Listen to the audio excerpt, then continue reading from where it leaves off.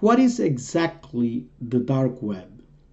The dark web's cryptic nature has earned a reputation for illegal activity. And yes, that is true.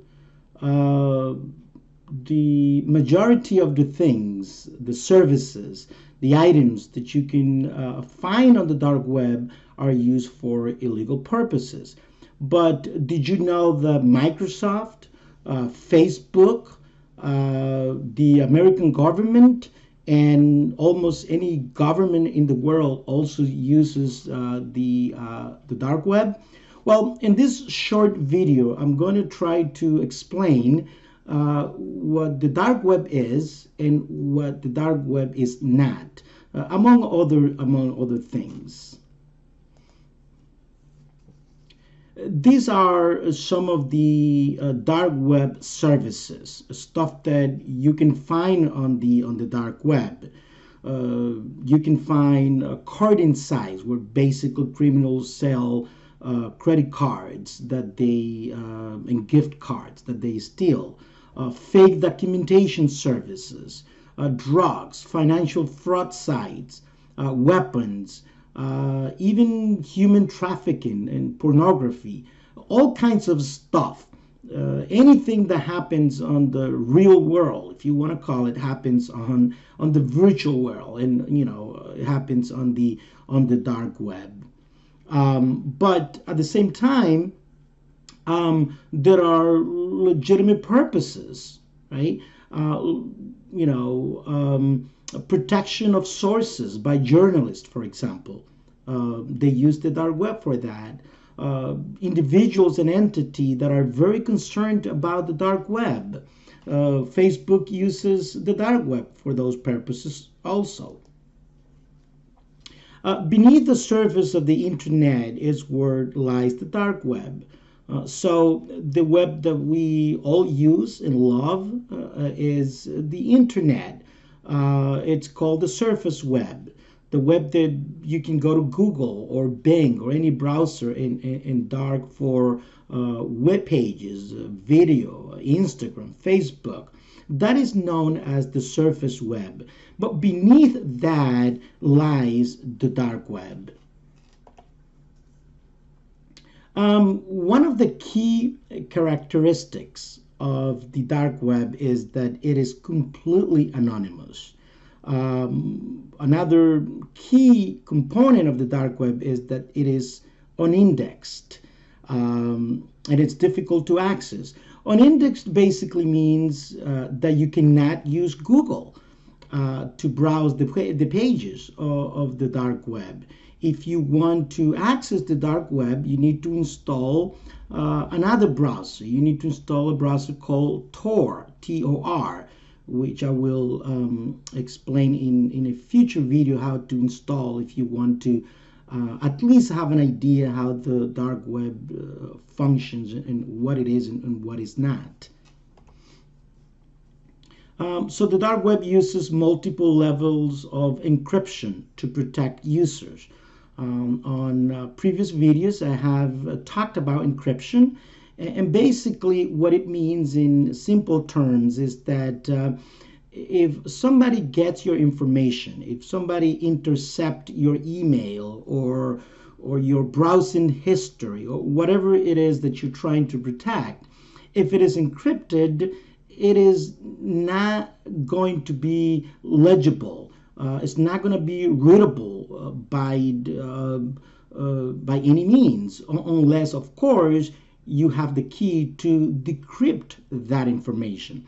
So if, let's say, a journalist has information about a source that he or she needs to protect, that information, it's encrypted and it's guarded and it's saved somewhere in the dark web. So at least that's one of the legitimate and good use of the dark web. But at the same time, if there is a gang of human traffickers and they need to plan, they need the logistic, and they need to communicate, again, they also use the dark web for those purposes.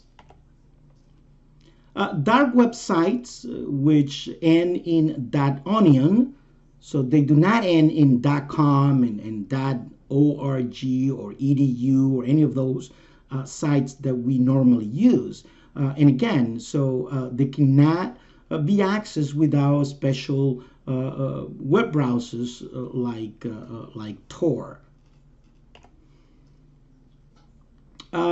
Just introduce this. Yes, the dark web's cryptic nature has earned a reputation for illegal activity, and yes, most of the stuff that it's found and that it's done in the dark web has, the nature of illegality. But the point is that what I want to emphasize is that there is also a legitimate use of the dark web. And it is a topic, it is a concept that not many people understand. I have a lot of friends and students that constantly ask me about the dark web. What is it? How does it work? And how do I get into the dark web and look at the stuff, which actually in itself is a complete different topic that I'm not going to cover in this short video. Its anonymity allows the trading of drugs and weapons and child pornography, and again, as I said, even people, and a whole bunch of other things. Anything that you can think of that happens in the news, any illegal stuff that you can think of, you can find that. Can you buy a passport on the dark web? Yes, you can. Can you buy a driver's license? Can you buy, again, anything that can be duplicated somehow, any service has a purpose in the illegal world. And again, if it does, it can be found on the dark web. The Silk Road is a famous example, and it was a very famous, one of the first portal or marketplace for all kinds of illegal stuff. It was uncovered and it was closed by the FBI, several years ago, and the owner was incarcerated. He went to jail. So, and one of the things that I'll tell my students when it comes to the dark web, you gotta be very careful what you look for. You gotta be very careful what you do, unless you know what you're doing. And in most cases, there is always a trace, that there is a digital evidence that it's somewhere out there. The reason why many cyber criminals are not caught is because, well, the authorities do not have the resources to prosecute everybody, and it is impossible to follow all the illegal activity and criminality that happens on the dark web.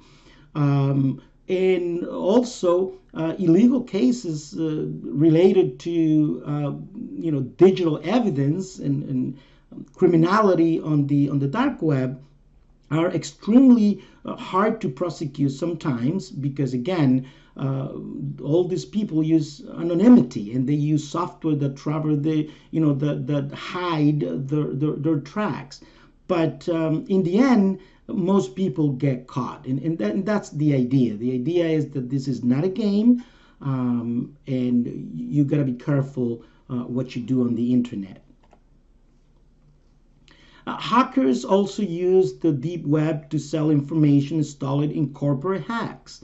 Any major hacks that happen, the records, whether it is a hospital or a bank or a financial institution, all those records are commercialized and monetized in the internet, in the dark web.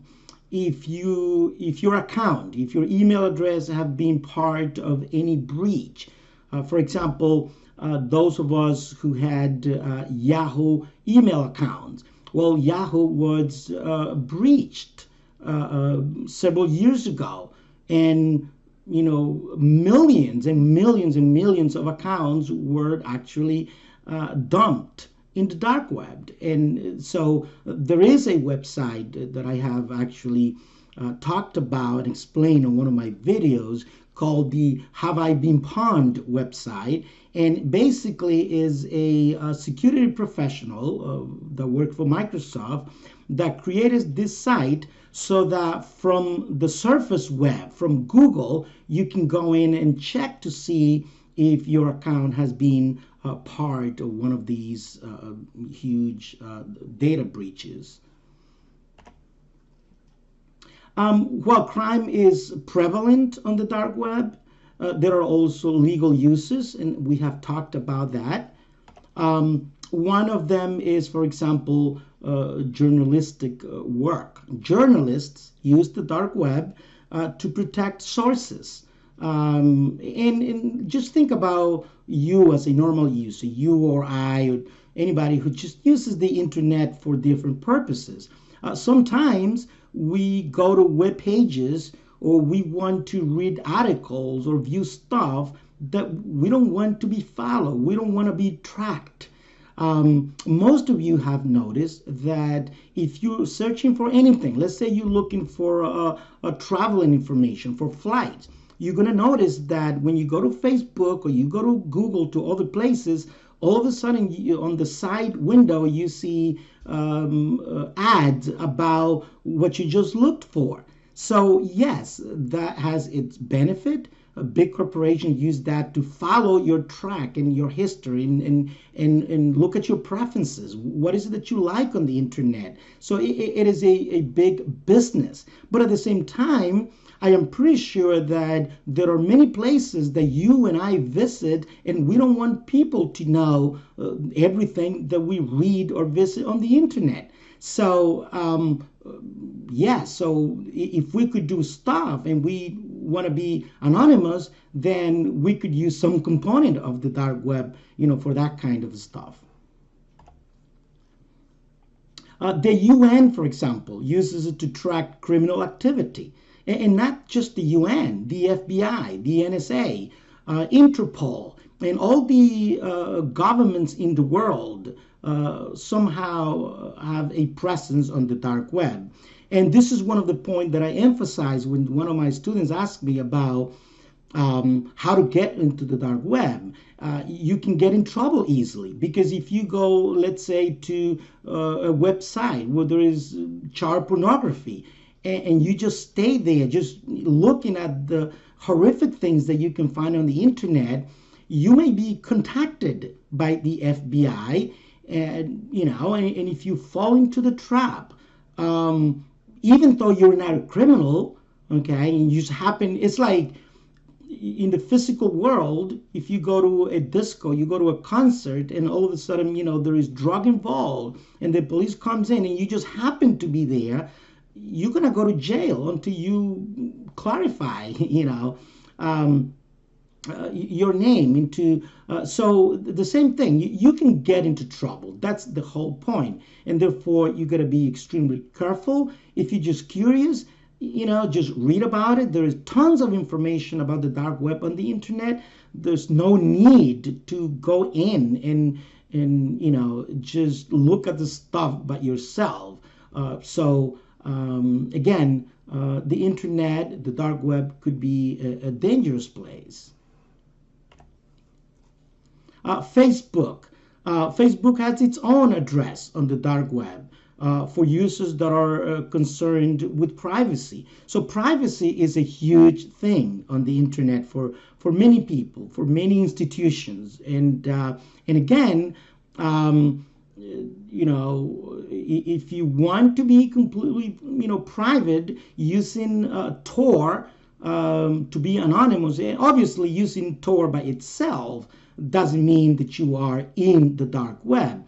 But then if you install and configure Tor, which is a browser to look at stuff in the dark web, you may be tempted to look at other things that may compromise you or may put you in a difficult situation. So again, you got to be extremely careful with the stuff like that. It may be used for nefarious purposes. Actually, not that it may be used. It is used for nefarious purposes, but as we have seen, it is also used for good purposes. Researchers, scientists that want to, the authorities, right, that want to track cyber criminals, journalists, and a whole bunch of other legal professions and institutions also use the dark web. Well, that's it for this video. Remember that for this and videos similar to this, you can visit my page, cybersecurity.com, where I will be posting videos like this in English and in Spanish for educational purposes. Thank you, and until next video.